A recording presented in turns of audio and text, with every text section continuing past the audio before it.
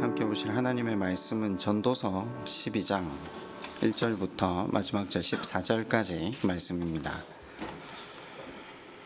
전도서 12장 1절부터 14절 말씀을 교독하도록 하겠습니다. 너는 청년의 때에 너의 창조주를 기억하라. 곧 곤고한 날이 이르기 전에 나는 아무 낙이 없다고 할 해들이 가깝기 전에 달과 별들이 어둡기 전에 비 뒤에 구름이 다시 일어나기 전에 그리하라. 그런 날에는 집을 지키는 자들의 떨 것이며 힘 있는 자들이 구부러질 것이며 맷돌질하는 자들이 적음으로 그칠 것이며 창들로 내다보는 자가 어두워질 것이며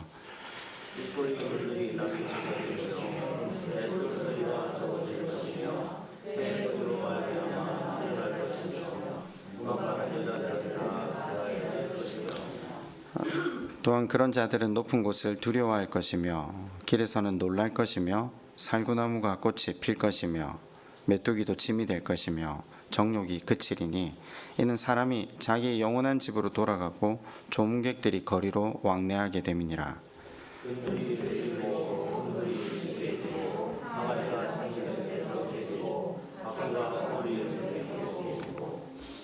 흙은 여전히 땅으로 돌아가고 영은 그것을 주신 하나님께로 돌아가기 전에 기억하라.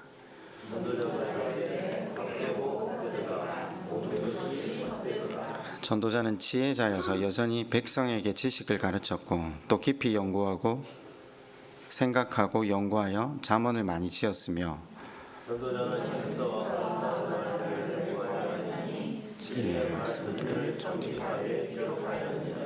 지혜자들의 말씀들은 찌르는 채찍들 같고 회중의 스승들의 말씀들은 잘 박힌 못 같으니 다 한 목자가 주신 바이니라.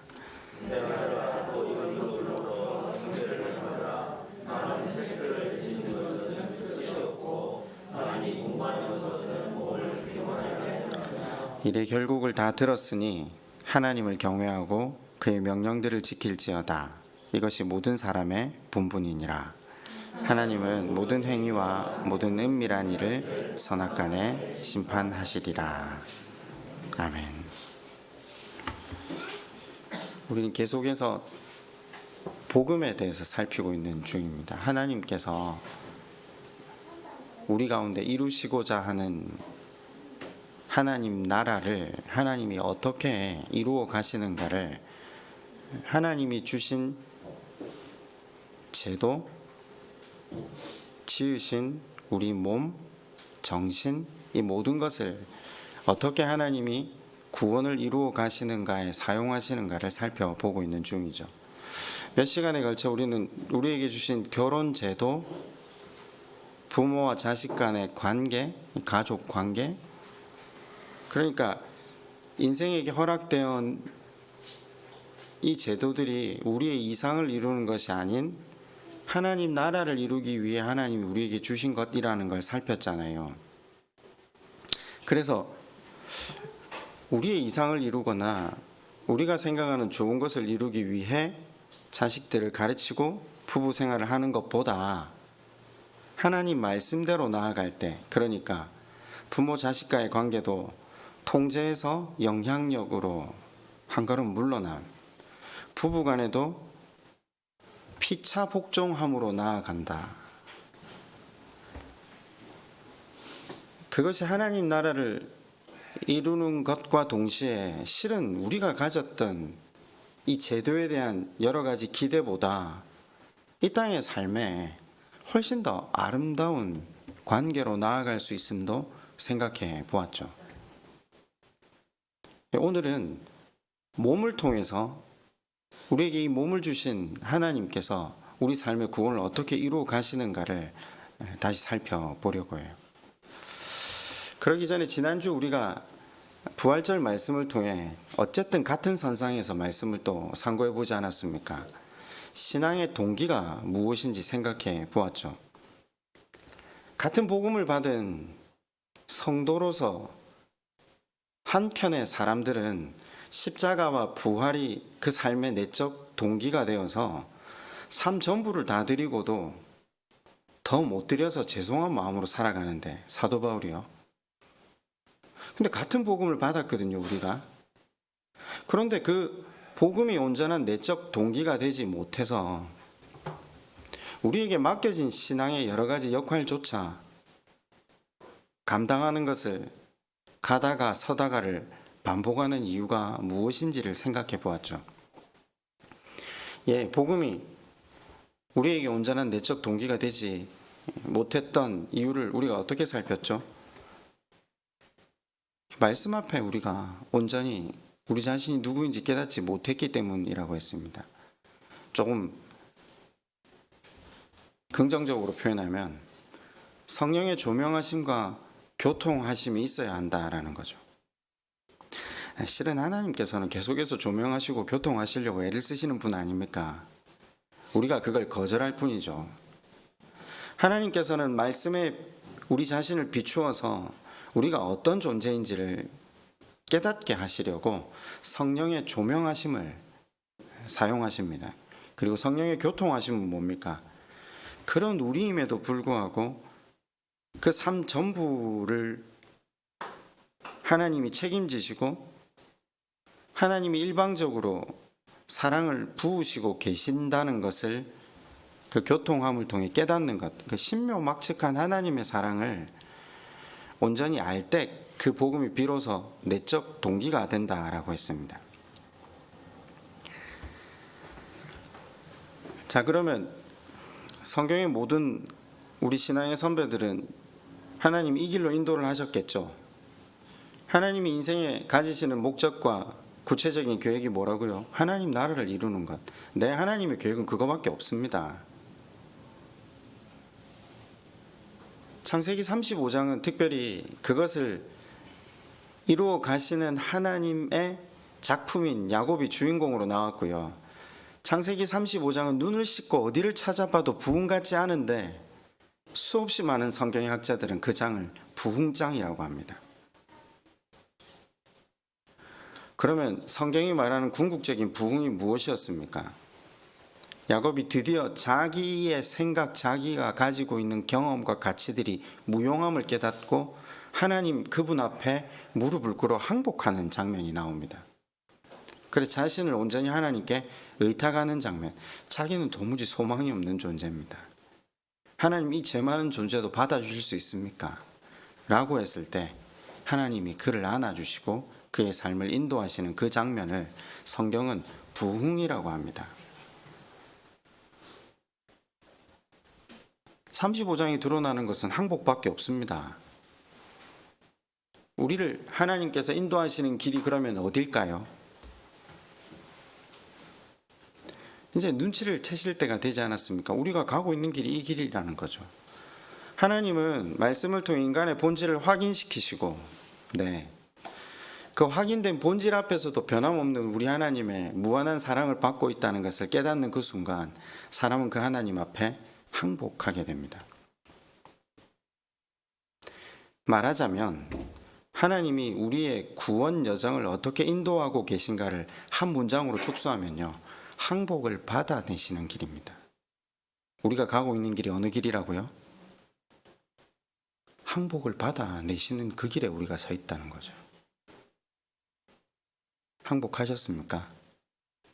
우리가 이 길 갈 겁니다. 그걸 위해서 결혼 제도도 가족 관계도 육신도 정신도 다 주어져 있다니까요. 사도 바울은 누구보다 자기가 하나님을 잘 섬기던 사람이라고 자부했던 사람 아닙니까? 하나님을 위한답시고 예수님을 믿던 사람들을 박해하러 다녔던 사람, 자기 의로 충만했던 사람. 그런데 사도 바울이 주님을 만나자 무엇을 깨닫게 되었다고요? 고린도전서 15장 8절에는 이렇게 기록되어 있었습니다. 맨 나중에 만삭되지 못하여 난자 같은 내게도 보이셨느니라. 성경에 만삭되지 못했다 이 표현이 헬라어로는 나는 낙태당한 자다. 무슨 말이었죠? 문학적 표현이라고 했죠. 나는 은혜를 받을 만한 자격이 전혀 안 되는 사람이다. 그런 나에게 복음이 거저 주어졌다. 구원이 거저 주어졌다. 거저받은 이 하나님의 신묘막측한 사랑이 너무 감사해서 나는 하나님을 바라보면서 걸어간다. 그런데 여러분, 사도 바울의 항복이 다메섹에서 예수 그리스도를 만나고 그 한 번으로 끝이 납니까? 아니라는 걸 우리가 아시잖아요. 그 고백이 어디까지 깊어지죠? 나는 죄인 중에 괴수입니다 라는 그 자기 항복의 자리에까지 내려가는데 하나님이 그를 인도하십니다. 그 중간에 일련의 과정들은 우리가 쭉 배웠잖아요.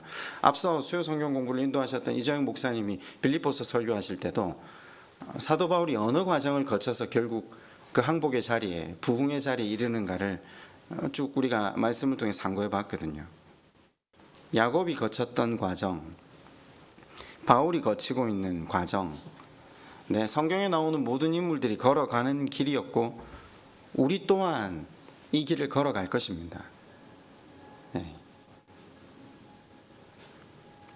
솔로몬도 그 길을 걸은 후에 오늘 이 고백을 하고 있는 것이죠. 전도서 12장 8절이 이렇게 고백합니다. 전도자가 이르되 헛되고 헛되도다 모든 것이 헛되도다. 여러분, 솔로몬이 말하고 있는 헛되다의 의미가 무엇입니까? 무엇이 헛되고 또 헛되다라고 이야기를 하고 있습니까? 세상 사람들도 성경을 자주 읽잖아요. 여기에서 교훈을 얻기 위해, 인생의 본질을 알기 위해서, 그죠? 그런데 세상 사람들이 성경을 읽고 이 헛되고 헛되니 또 헛되도다 하는 이 말씀을 통해 인생의 무용론, 무상함을 이야기하는데, 예수 그리스도를 믿는 사람들이 성경을 읽는다면 우리를 지으신 하나님, 또 우리를 인도해 가신 하나님의 의도를 안다면 성경에 그런 말이 나와 있을까요? 안 그렇습니까? 지으신 분이 우리를 얼마나 가치롭고 영화롭고 그 신묘막측한 사랑으로 우리의 삶을 인도하고 계시는데 헛되고 헛되고 헛되다라고 인생을 평가할까요? 아니죠. 그럼 왜 우리는 이 말씀을 그렇게 받았을까요? 우리가 하나님의 의도를 잘 몰랐기 때문이겠죠.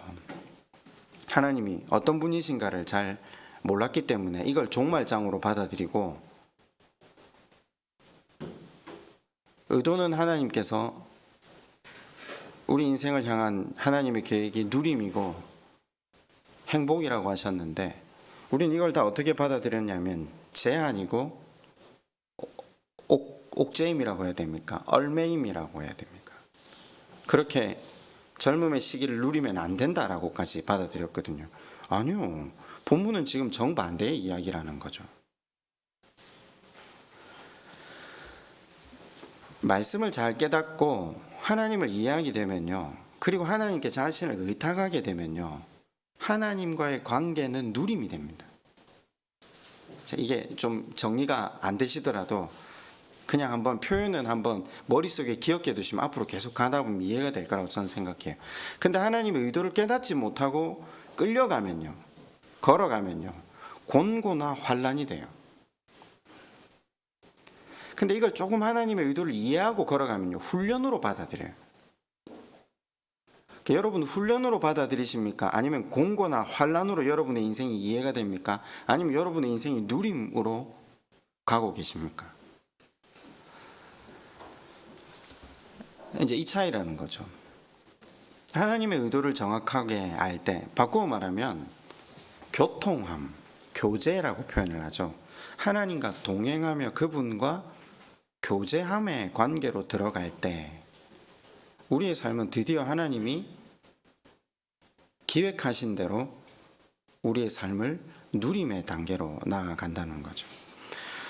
말씀을 들으심이 계속해서 쌓여져서 그 하나님을 깊이 깨닫고, 그리고 이 땅에 주신 모든 제도나 또 우리의 몸, 우리의 정신, 모든 것들이 하나님과의 그 관계가 누림이 되시는 저와 여러분 되었으면 좋겠습니다.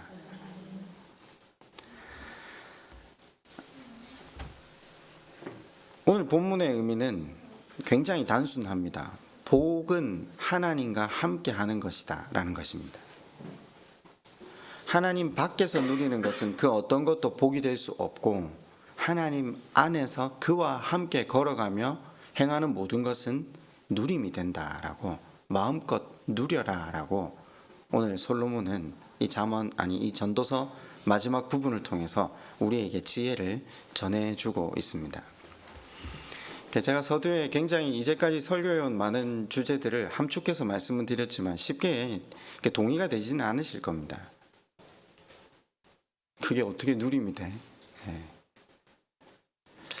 왜 그런지 아십니까? 우리가 여전히 바리새인과 서기관 쪽의 사고가 가깝기 때문입니다. 예수를 믿는다고, 하나님을 섬긴다고 열심을 다해 섬기는 바리새인과 서기관들에게 예수님은 왜 그렇게 화를 내셨죠? 예수님은 그들을 볼 때마다 그들이 온 마음을 다해서 계명을 지키려는 걸 아실 때는 그들을 사랑하시고 그들을 불쌍히 여기시고 이런 표현을 자주 쓰시거든요. 예수님은 그들을 적대적으로 대하시고 계신 게 아닙니다. 그들이 가지고 있는 자기중심, 그것이 성경에 나오는 모든 말씀들을 자기식대로 해석하고 적용하게 되기 때문이죠. 그런데 사실 그렇게 적용하고 해석하는 것이 뭐가 문제입니까? 자신의 삶을 얽매이게 한다는 게 문제죠. 누림 안 됩니다. 그리고 다른 사람의 삶도 옥죄어 매게 한다는 데 문제가 있다라는 거죠. 예수님께서 이 땅에 오셔서 하신 설교를 우리는 잘 알고 있습니다. 산상설교라고 합니다. 여러분은 산상설교를 읽으실 때 마태복음 5장, 6장, 7장을 한번 읽어보셨죠?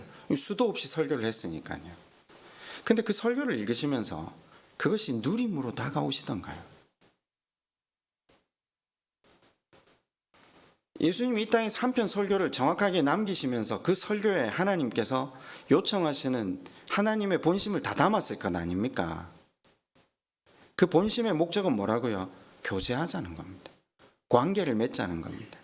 그걸 위해서 신앙의 도구로 기도와 금식과 구제를 주셨다고 이야기를 했습니다. 그죠? 그런데 우리가 자기중심적으로 살아가니까 하나님의 의도를 파악하지 못하니까 누림, 그분과의 관계와 교제 속으로 들어가지 못하고 어떻게 그걸 받아들였죠? 금식. 하루에서는 안 돼. 그 정도는 정성이 없어. 한 40일은 해야 돼. 예수님 하셨던 것처럼. 그리고 고난주간에 금식이라도 안 할라 치면 너는 예수님을 향한 사랑이 없어. 부모가 자식에게 희생을 강요하지 않는다고 전반적인 큰 틀의 하나님의 의도를 모르면 우리는 그분이 우리와 교제하자고 주신 금식을 뭐 때문에 주셨다고요? 대속죄를 하루만 하나님께서 그걸 인간들에게 하라고 하는 의도가 뭐였죠? 일방적으로 그 모든 죄가 사해진 그 장소에서 무한하신 사랑을 베푼 그 하나님을 기억하고 감사하고 찬양하는 자리로 써달라고, 그날 하루만큼이라도 나에게 집중해달라고 구약은 금식을 그렇게 하루만 요청하고 있다는 것도 우리가 배웠습니다. 기도는 어떻게 사용되는 거죠? 진심으로 진솔하게 하나님 앞에 마음을 토로하고 그분과 대화하는 장으로 나아오기를 하나님이 요청하고 계신다는 거죠. 물론 우리의 요구나 요청이 잘못됐다는 게 아닙니다. 자라가야 한다는 겁니다. 그런데 우리는 어떻게 기도가 우리 삶의 자리를 합니까?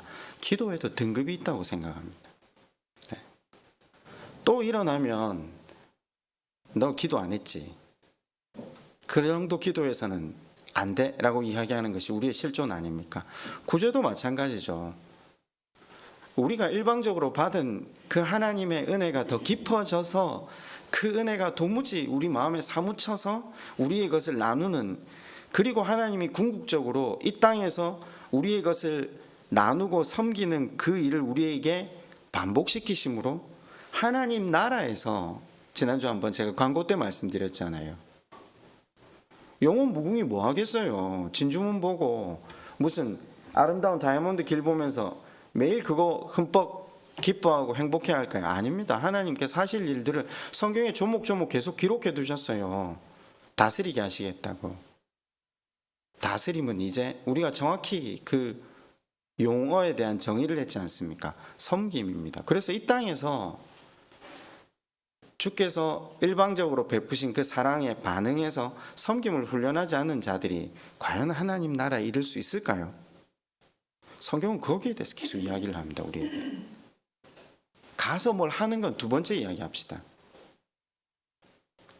자, 그렇게 산상설교에서 이스라엘 백성들이 그 종교생활, 신앙생활의 근간으로 삼고 있는 금식, 기도, 구제가 예수님은 하나님과의 관계를 위해 사용되어야 한다라는 거죠. 일방적으로 베푸신 그 하나님 은혜에 감사해서 그 하나님과 더 깊은 교제로 나아가기 위한 신앙의 방편으로 이것이 사용되길 바랬지만 뭐가 문제였죠? 여러분은 뭐가 문제여서 기도와 구제와 금식이 하나님과 관계를 더 심화시켜 나가는데 사용되지 못하고 우리의 신앙을 증명하는 데 사용됐죠? 간단합니다. 성령의 조명하심으로 말씀 앞에 내가 누군지 깨닫지 못했기 때문입니다. 이 말씀 앞에 우리가 누구인지를 깨닫기 시작하면 이게 자연스럽게 그렇게 쓰일 수가 없다는 거죠.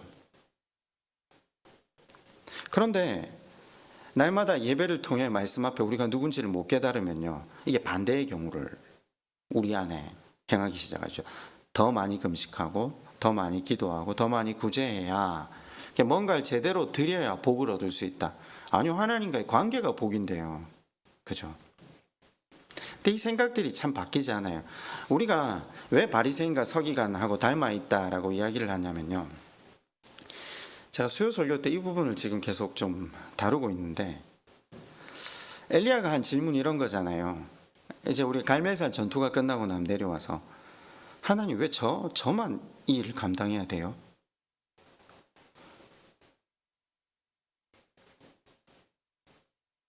그래서요, 비가 내렸는데 이스라엘 사람들은 왜 회개하고 하나님을 하나님으로 여기지 않는데 왜 이 일을 계속해야 되죠?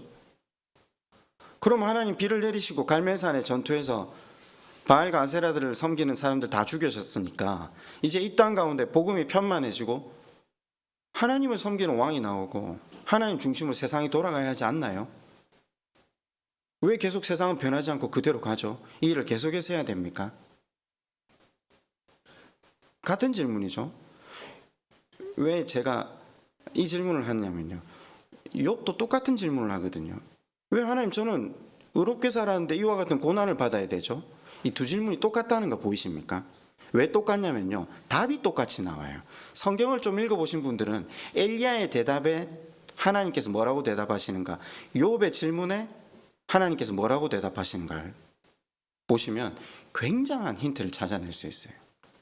똑같이 대답하신다니까요. 이걸 계속 설명하고 있는 중인데 우리도 똑같이 질문을 하죠. 우리는 어떻게 질문합니까? 지금 엘리야의 질문과 욥의 질문과 우리의 질문이 똑같아요. 바리새인과 서기관의 질문이 똑같아요. 다들 제대로 예수 안 믿고 그래도 나는 쟤보다는 똑바로 살았는데, 나는 쟤하고는 다르게 살기를 애썼는데 왜 나에게는 복음커녕 이런 고통스러운 상황과 이런 사람들을 허락하시는 거죠? 질문 안 해보셨어요? 한 분 정도는 고개를 끄덕여 주셔야 되는데 다 사기꾼 같고 다 예수 제대로 안 믿는 것 같은데 그래도 나는 하나님 앞에 말씀대로 살기를 애썼는데 왜 저는 공고와 환란이 제 인생의 주가 되죠? 같은 질문입니다. 지금 세 개의 부류가, 제가 이건 수요 성경 공부 때 다시 좀 더 심도 있게 다루기로 하고요. 아니 그런 거죠. 우리가 하나님의 의도를 모르니까 우리 기대는요, 하나님의 복이 임하거나 하나님의 능력이 임한다면 우리가 한숨 쉬고 걱정할 수 있는 모든 문제가 사라지고, 이제 우리는 우리가 원하는 대로를 걸어가게 하는 것. 그런데 성경에 나오는 하나님은요, 우리가 거부하고 외면하고 오히려 깊은 절망에 빠져서 하나님을 거절하고 도망가고 분노하고 앉아 있는데도 놔두신다는 거죠. 왜 그렇죠? 오히려 우리의 절망과 포기와 체념과 무력을 그대로 방치하세요. 근데 그 끝에 누가 오시죠? 예수님이 오시죠. 예수님이 오시죠. 왜 그 일을 계속해서 우리 신앙의 모든 선배들과 우리 가운데 반복하고 계시죠? 다시 처음에 주제로 돌아갈까요? 굉장히 쉬워요. 하나님이 우리를 자녀로 부르시고 하나님께서 허락하신 그 사랑, 그러니까 하나님 나라를 이루시기 위해 우리의 항복을 받아내시게 하기 위해서요. 그 일을 위해서 하나님 그렇게 모든 인생들을 인도하고 계세요. 성경에 나오는 모든 인물들이 그 길을 가고 있다니까요. 같은 패턴을 정확하게 발견하실 수 있어요. 우리가 이렇게 배웠잖아요. 부자가 왜 하나님 나라에 가는 것이 어렵다고요? 낙타가 바늘길 통과하는 게 더 쉽다고 했잖아요. 뭐 때문에요? 돈이 많아서요? 아니라고 했죠. 자기 중심이기 때문에. 자기가 하나님 위에 앉아 있기 때문에. 근데 이게 우리 가운데 우리의 신앙의 어떤 수준을 정확하게 파악한다는 건 굉장히 어렵습니다, 사실. 저는 신앙이 파악되는 게 단지 이렇게 대표 기도하러 나와도 우리 기도 멘트만 들어봐도 우리 신앙의 수준, 우리의 사고, 우리와 하나님과의 관계가 다 드러나거든요. 그렇죠. 근데 이건 또 연기할 수 있잖아요. 그죠? 좀 아는 것처럼, 내 하나님하고 관계가 깊은 것처럼. 그래 놓고도 말씀을 아까 기도, 구제, 금식 이런 것들을 가지고 이걸 관계로 사용하지 못하면 우리 신앙생활을 하면서 얼마나 이것에 매여 있고 속박을 하고, 그러니까 오히려 매여야 하는 곳에 안 매이고요. 매이지 않아야 하는 것에 매여 사는 분들이 얼마나 많은지 몰라요. 그래서 지금 복음에 대해 설교를 하고 있는 겁니다. 복음을 바르게 알면 더 이상 매이지 않아야 될 것엔 매이지 않을 수 있고요. 오히려 매여야 할 곳이 어디인가를 정확하게 알게 된다라는 거죠. 서두가 길었는데 서두가 긴 건 지금 모든 방향이 그쪽으로 가고 있다는 것을 계속해서 설명을 하고 있는 중입니다. 사실 설교를 듣고 나도 어떨 땐 이해가 안 갈 때가 있지만 명확하게 방향이 어딘가를 알면 우리가 이쪽으로 가고 있구나. 어디로 가고 있다고요? 항복을 받아내시려는 그 하나님, 그분이 인도하시는 길을 걸어가고 있다고요. 네. 여러분 오늘 읽으신 이 전도서의 이 구절, 헛되고 헛되니 모든 것이 헛되다, 이 구절은 삶의 활력을 주는 구절입니까? 아니면 염세주의나 허무주의로 빠지는 구절이었습니까? 솔로몬이 기록한 이 전도서는 긴 책이 아닙니다. 겨우 12장으로 이루어져 있거든요.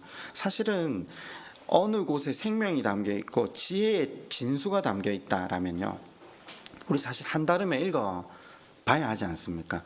이 겨우 12장밖에 안 되는 이 책 안에는요, 지혜의 진수가 담겨 있어요. 지혜는 결국 하나님 나라를 이루는 것이거든요. 그래서 그 하나님 나라를 이루는 방법,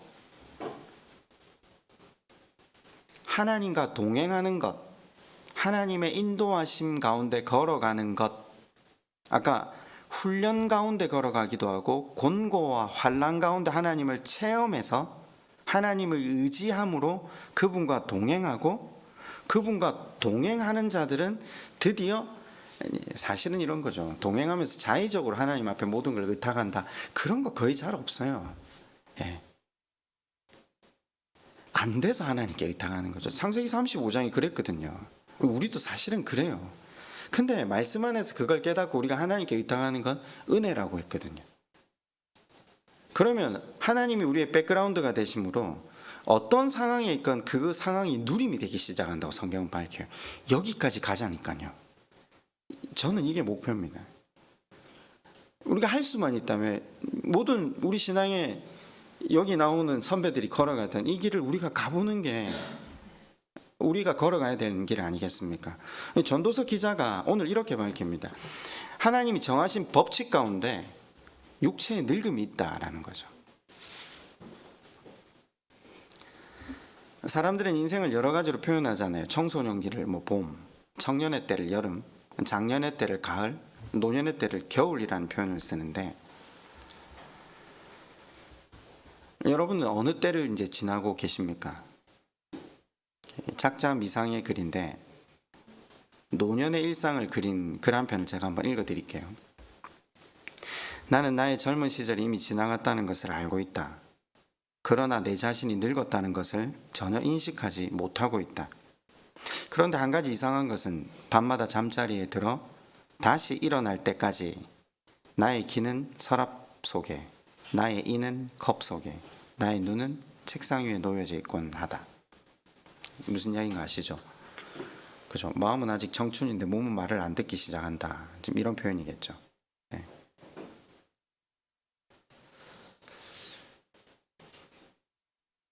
노화의 잔인한 현실은 대체로 마음보다 몸이 먼저 늙는다는 데 있죠. 눈도, 다리도, 이도 서서히 한계를 맞이하게 됩니다. 마음은 전혀 그렇지 않은데 몸은 그렇게 되어가고 있다라는 거죠. 받아들이기 힘들지만 서서히 몸의 한계를 인정하고 그것을 인정함으로 얻어지는 하나님의 섭리, 그분 안에서 새로운 감사, 은혜, 위로가 있다라는 것을 기록해둔 책이 전도서입니다. 예, 지금 전도서가 그걸 이야기한다니까요. 전도서의 본문은 인간의 노쇠 현상을 풍류적으로 설명하고 있습니다. 이걸 사람들이 종말장으로 잘못 해석했는데 아니요. 이게 문학적 기법을 몰라서 그런 거죠. 집을 지키는 자, 손 이야기하고요. 힘 있는 자, 다리, 맷돌질하는 자, 치아, 창들, 눈. 지금 제가 다시 한번 볼까요? 12장 1절에 너는 청년의 때 창조주를 기억하라. 곧 공고한 날이 이르기 전에 나는 아무 낙이 없다고 할 해들이 가깝기 전에 해와 빛과 달과 별들이 어둡기 전에 빛 위에 구름이 다시 일어나기 전에 그리하라. 종말의 모습이 아니라 노년의 모습이에요. 모두가 맞이할 그런 날에는 집을 지키는 자, 손, 팔 이야기하는 거예요. 들이 떨 것이며 힘 있는 자, 이 다리를 표현한 거예요. 이 헬라적 문학적 기법이거든요. 구부러질 것이며 맷돌질하는 자 뭐겠죠? 뭘까요? 치아, 예. 들이 적음으로 그칠 것이며 창, 눈이에요. 내다보는 자가 어두워질 것이며 길거리 문, 귀예요, 귀. 들이 닫혀질 것이며 맷돌, 치아, 예, 소리가 적어질 것이며 새의 목소리로 말미암아 일어날 것이며 음악하는 여자, 이걸 이렇게 표현한 게 뭐죠? 우리 목소리. 들은 다 새하얘질 것이며 또한 그런 자들의 높은 곳을 두려워할 것이며 길에서는 놀랄 것이며 살구나무가 꽃이 이 머리카락이거든요. 지금 살구나무 꽃을 희게 될 것이다. 지금 이런 표현이죠. 자, 그리고 나면 뭐 어떻게 되죠? 자기 영원한 집으로 돌아가고 조문객들이 거리로 왕래하게 될 것이라. 은줄이 풀리고 금그릇이 깨지고 항아리가 샘 곁에서 깨지고 바퀴가 우물 위에서 깨지고 흙은 여전히 땅으로 돌아가고 영은 그것을 주신 하나님께로 돌아가기 전에 기억하라. 종말장이 아니죠. 등불을 달았던 은줄, 물을 담을 수 없는 깨진 항아리, 이 육체가 더 이상 영혼을 담고 있을 수 없다. 이걸 은유적으로 표현한 거예요. 우리 모두 언젠가 이처럼 죽음을 맞이하게 될 것이라는 걸 직접 알려주시는 거죠. 그러면서 8절이 시작돼요. 전도자가 이르되 헛되고 헛되도다. 모든 것이 헛되도다. 몸의 한계를 느낄 때가 반드시 온다라고 하는 겁니다. 그래서 지금 성경이 우리에게 건강 유지를 잘해라 이 말을 하려고 하는 겁니까? 아닙니다. 물론 기독교인인 우리에게 주신 몸을 건강하게 유지하기 위해 최선을 다하며 살아야 합니다. 그러나 목표 달성을 위해 사용하는 수단이 목표를 압도하게 되면 올가매고 얽어매는 게 되기 시작합니다.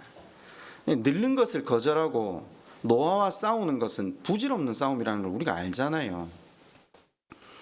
건강 관리를 위해 시작한 운동, 식생활 이런 것들이 목표 자체가 되어서 본래 성취하려던 목적을 방해하기도 할 수 있다라는 거죠.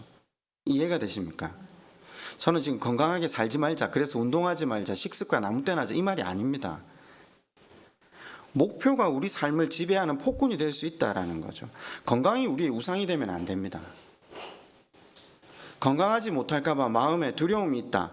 그거에 늘 지배를 당한다. 거기에 늘 매여 있어서 우리 대화의 주제가 늘 그것을 벗어나지 못하는 경우가 있다. 그럼 굉장히 거기에 매여 있다는 겁니다. 물론 좋은 노력입니다. 그러나 건강과 운동과 이런 노력 자체가 목표가 아니잖아요. 유한한 한계가 있는 목표죠. 건강이라는 목표도 언젠가 끝이 나지 않겠습니까? 언젠가는 땅에 묻히게 되거든요. 현실을 받아들여야 되겠죠. 현실을 받아들이고 하나님께서 주신 이 육신이 어디로 가고 있는가를 잘 파악해서 맡기신 그날들을 건강하게 살기 위해 운동하고 식습관 조절 잘해야 되겠죠. 그러나 가는 방향이 명확하다는 걸 인정하고 받아들여야 될 때가 온다는 겁니다. 그걸 못 받아들이면 낙심하고 우울하고 침체되거든요. 육체의 노화로 인해 부정적 감정에 사로잡혀 살면요, 그건 하나님이 우리에게 가지시는 마음이 아닐 거거든요. 늙는 것을 겸허히 받아들이고 피조물로서 흙으로 돌아갈 것을 받아들여야 됩니다. 얻을 수 없는 것에 대한 강박증으로부터 해방할 수 있는 건요, 하나님 바라볼 때입니다. 그리고 실은 거기서 해방되는 것만으로도 우리는 굉장한 평안을 누릴 수 있다니까요. 그 사실은 누리고 사느냐, 올가매어져 사느냐는 우리의 선택 아닙니까? 저는 우리가 말씀보다는 많은 미디어에 노출됨으로 인해서 우리의 실존을 잘 받아들이지 못하는 경우가 많다고 생각합니다. 현대사회는 미래가 몸이라고 우리를 설득하거든요. 너는 네 몸 그 자체다. 몸 이상도 몸 이하도 아니다. 우리가 가진 건강, 매력, 그것은 네 삶에 비례한다라고 설득을 하거든요. 몸에 대한 자신감을 잃으면 사람 삶이 의미가 없다고 생각하거든요. 근데 그럼 하나님 우리를 잘못 지으셨죠? 그래 지으시면 안 되잖아요. 아니요, 그건 세상이 가지고 있는 메시지라니까요. 너무나도 불완전한 것을 자기 자신의 가치로 삼는 것, 그것은 세상의 논리잖아요. 전도서는 어떻게 이야기하죠? 지금 마지막 절에 당신은 몸 이상이다. 당신은 영혼이며 관계 속에 살아간다. 당신은 관계지 존재이지 물질이 아니라고 이야기합니다. 사람은 몸만이 아니라는 거죠. 그래서 우리의 몸의 한계를 느껴가는 것은 오히려 우리를 더 성숙하게 해주는 계기가 된다라고 성경은 밝히고 있습니다. 한편 그런 말씀을 우리가 굳이 증거하지 않아도 육신의 질병으로 고통스러워하지만 거의 대부분의 성도들은 동일하게 이야기하세요. 건강은 나빠졌지만 전에 알지 못했던 하나님을 깊이 만나고 있습니다. 그럼 이 고백이 가능한 이유가 뭐죠? 사람은 몸만의 존재가 아니라는 겁니다. 하나님과의 관계 속에 살아가는 혼을 가진 존재라는 것을 깨달아 간다는 거죠. 성경은 이렇게 밝히죠. 날 때가 있고 죽을 때가 있고 심을 때가 있고 심은 것을 뽑을 때가 있다. 건강할 때가 있고 몸의 한계를 느낄 때가 온다라고 합니다.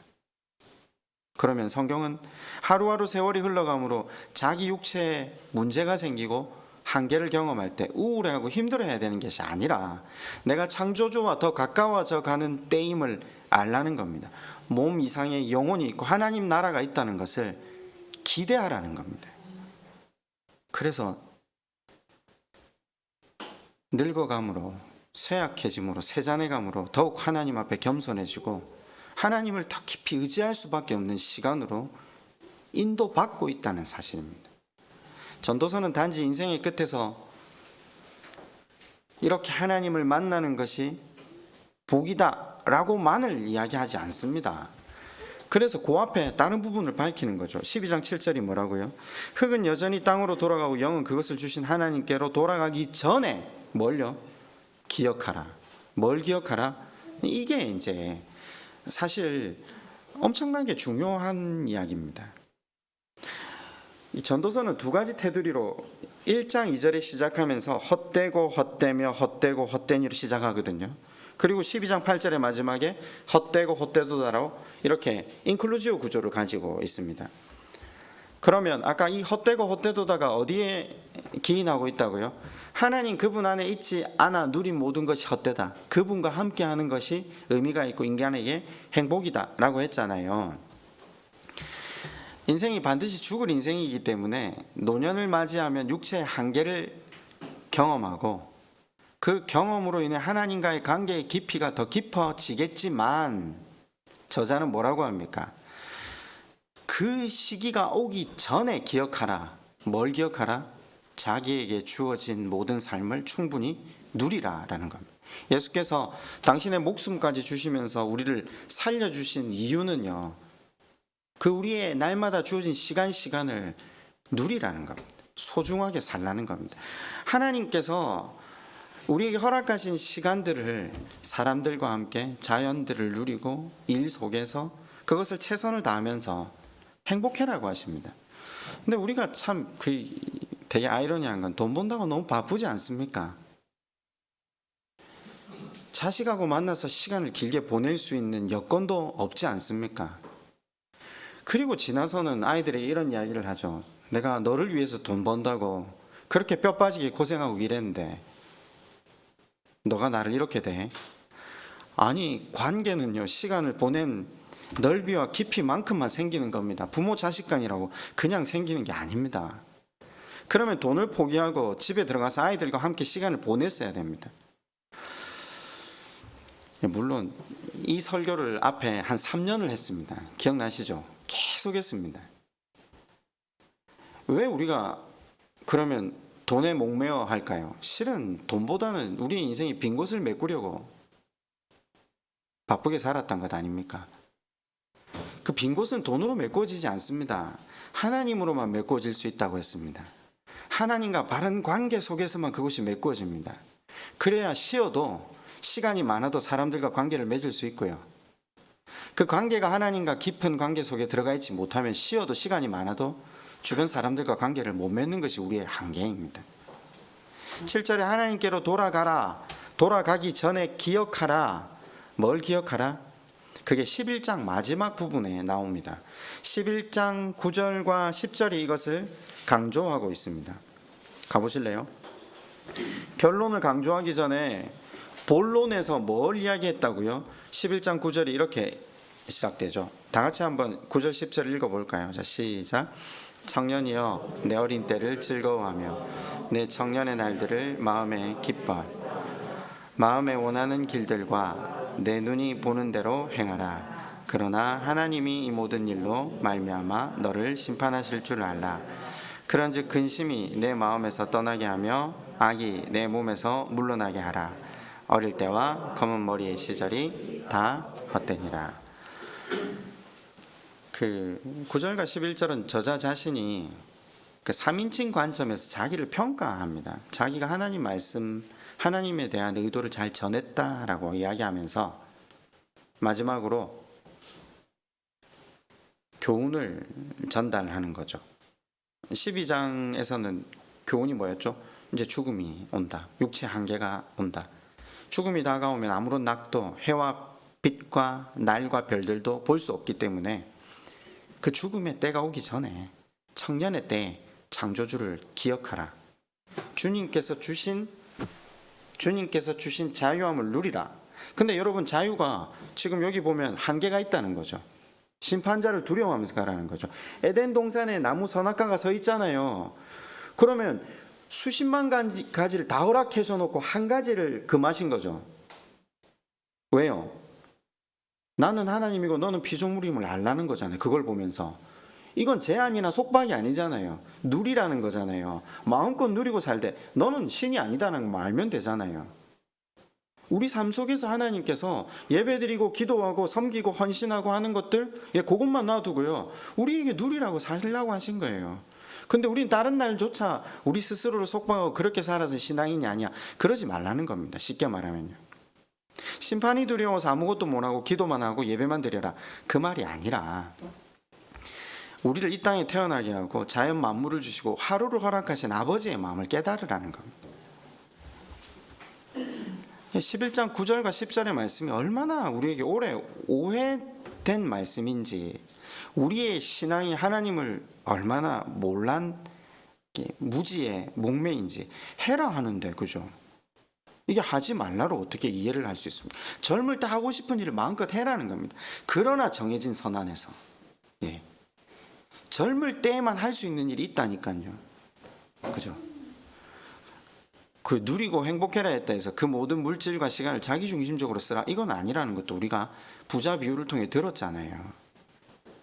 그러지 아니하면 하나님께서 이 모든 일로 인하여 심판하신다. 자, 그걸 아주 이 균형 있게 지금 말씀을 전도서가 전하고 있는 거죠. 심판이 있기 때문에 젊을 때 아무것도 하지 말라, 이 말이 아니라 심판하실 것이기 때문에 정해진 말씀의 틀 안에서 마음껏 누리라라는 겁니다. 그래야 죽음의 때가 다가와도 후회하지 않고 하나님, 그분이 주신 삶을 의미 있게 살게 된다라는 거죠. 죽음과 심판은 우리의 삶을 나태하게 만드는 것이 아니라 주신 하루를 의미 있게 살라는 겁니다. 모쪼록 종말론적 신앙의 모습, 나그네의 삶은요, 주신 것들을 유쾌함으로 누리고 또 값없이 베풀어 주신 그 은혜를 흘려보내는 이 일들을 통해 하나님과 더 깊이 동행하는 그 삶 살기를 주께서 우리에게 바라신다는 거죠.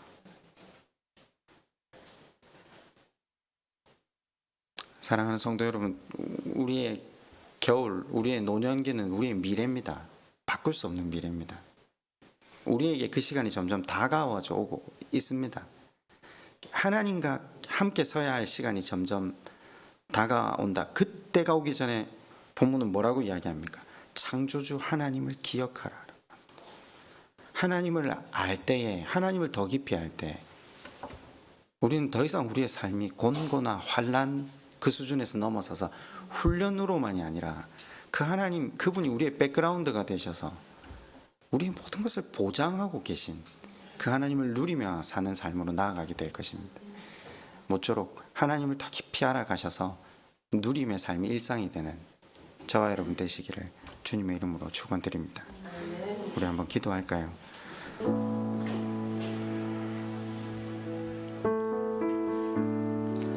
여러분, 이 시간 한번 우리의 마지막 순간을 위해 기도했으면 좋겠습니다. 우리가 그날을 위해 기도할 여유는 없었지 않습니까? 우리 잠시 우리 마지막 순간을 위해 하나님 앞에 도움을 청합시다. 하나님, 그때 우리의 삶에 후회의 눈물이 흘러내리지 않게 해주십시오. 부끄러움만 남지 않게 해주십시오. 죄책감으로 가득한 마지막을 맞이하지 않게 도와주십시오. 주신 시간들, 물질들, 관계 맺게 하신 사람들과의 소중한 추억들, 소중한 관계 만들어가기 위해 애를 쓰고 하나님께서 함께 하신다는 그 사실을 믿고 하나님께 우리를 온전히 의탁함으로 누림의 삶으로 연속되게 해달라고, 우리 시간 그렇게 하나님 더 깊이 알게 해달라고 한번 함께 기도하겠습니다.